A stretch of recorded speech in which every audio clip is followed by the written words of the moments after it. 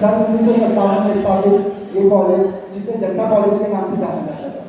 1961 के बाद मां जयंती हंसकर जी ने इस कॉलेज में अपनी संपूर्ण संपत्ति दान कर इस कॉलेज को अपनी जीव और इसे स्वरूप देने का प्रयास किया, जिसकी बदौलत आज ये कॉलेज इस स्तर पर पहुंच चुका है कि ये जिला स्तर पर सबसे मुख्य और सबसे अच्छा कॉलेज है। नमस्ते, मैं Yogi Deshmukh, BSc second year computer science का विद्यार्थी, आज इस कार्यक्रम की बेला को आगे बढ़ाते हुए मां जयंती हंसकर के चरणों में प्रणाम करते हुए आज इस कार्यक्रम में भारतीय ज्ञान परंपरा और पर्यावरण एवं प्रकृति की अवधारणा के विषय पर अपनी वक्तव्य कला का एक संक्षेपण प्रस्तुत करना चाहूँगा। यहाँ उपस्थित सभी श्रोतागण, प्रोफेसर, टीचर्स एवं यहाँ पे अध्यक्षता कर रहे एवं जजन कर रहे सभी सम्माननीय श्रोतागणों को मेरा नमस्कार। आज हम देखते आ रहे हैं और स्वामी विवेकानंद जी भी कहते थे कि यदि अमेरिका और विश्व में किसी के पास कोई शक्ति है, उनकी खाद्य सुरक्षा या किसी और चीज में उनकी आगे होती है, तो पृथ्वी ने उन्हें गिफ्ट दिया है कहते हैं। तो हमारे पास हमारी संस्कृति एक प्रकार से हमारी सहजता है, हमारी प्राथमिकता दी जाती है इसे, और ये कई प्रकार से सत्य भी है। जो हमारा मध्य प्रदेश है उसे देवत्तर का नाम से जाना जाता है, जो माँ धरता को रीवा नाम से हमारे ऋग्वेद के अंदर से जाना जाता है।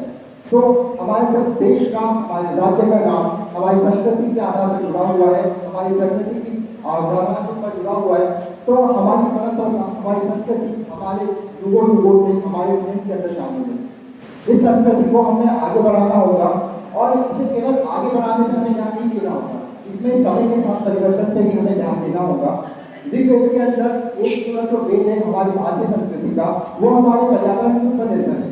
इसके अंदर नदी, पर्यावरण, जल, पर्वत, वृक्ष, इन सभी के बारे में संपूर्ण जानकारी दी गई है, जो कि हमारे आज की टेक्नोलॉजी से मिलती जुलती है और कहीं ना कहीं उसमें कहीं ज़्यादा आगे बढ़ी है। तो ये हमारी प्राथमिकता है और हमारे पास एक और हम कह सकते हैं, ये महात्मा गांधी कहते थे कि जब संस्कृति आगे बढ़ती है तो उसे हमें साथ में आगे बढ़ाना होता है, समय के साथ संस्कृति बदलती है। महात्मा गांधी ये भी कहते थे कि पृथ्वी हमारी जरूरतों को पूरी कर सकती है, परंतु हमारे लोगों को नहीं।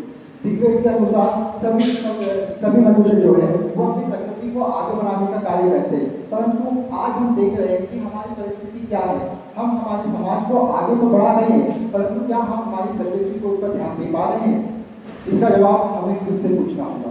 हम युवा पीढ़ी है, हमारी जिम्मेदारी बनती है कि हमें इस राष्ट्र को, इस समाज को आगे बढ़ाना होगा। लेकिन हमारी सभी की एक सबसे बड़ी फर्स्ट रिस्पॉन्सिबिलिटी ये है कि हमें हमारी संस्कृति के साथ साथ हमारे पर्यावरण को भी ध्यान में रखते हुए आगे बढ़ाना होगा।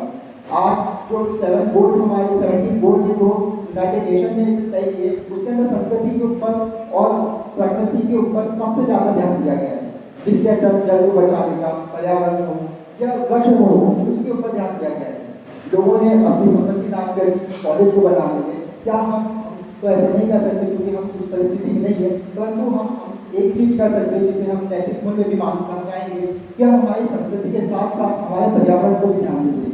हमारे जो संसार है, हमें संसार को हमने विश्व के रूप में हम देखते हैं खुद को, और महात्मा गांधी जी के बदौलत और भगवान गौतम बुद्ध ने हमें इस राह पर पहुंचाया कि हम अहिंसा का संदेश विश्व के अंदर देते हैं। तो विश्व का संदेश केवल अहिंसा से, मार काट से नहीं है, अहिंसा का संदेश ये भी है कि हमें हमारी प्रकृति को बचाना होगा। ये भी एक अहिंसा के अंतर्गत आता है। वृक्षों के लिए हमारी जान कुर्बान की है। हमारे मध्य प्रदेश में कई आंदोलन हुए जो वृक्ष के छिपको आंदोलन